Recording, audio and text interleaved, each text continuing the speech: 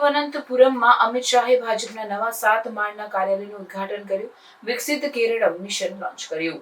કેન્દ્રીય ગૃહમંત્રી અમિત શાહે તિરુવનંતપુરમમાં ભારતીય જનતા પાર્ટીના નવા રાજ્ય સમિતિ કાર્યાલય મારાજી ભવનનું ઉદ્ઘાટન કર્યું છે.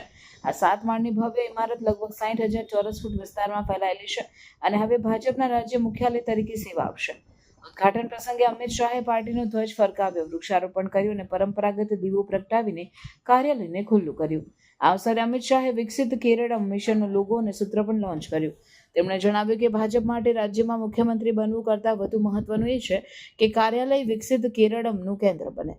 તેમણે પાર્ટી કાર્યકરોને સંબોધન કરતા કહ્યું કે વિકાસ માટે ભાજપ પ્રતિબદ્ધ છે અને આગામી સ્થાનિક સ્વરાજ્ય ચૂંટણી માટે તૈયારીઓ શરૂ થઈ ગઈ છે.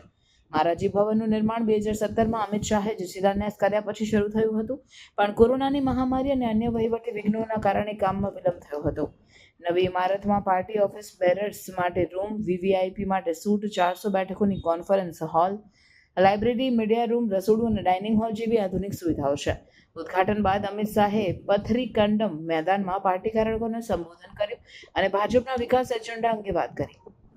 તેમણે રાજ્ય સરકાર પર પણ નિશાન સાધ્યું અને કહ્યું કે ભાજપ હવે કેરળમાં ત્રીજી શક્તિ તરીકે મજબૂત બનવા તૈયાર છે.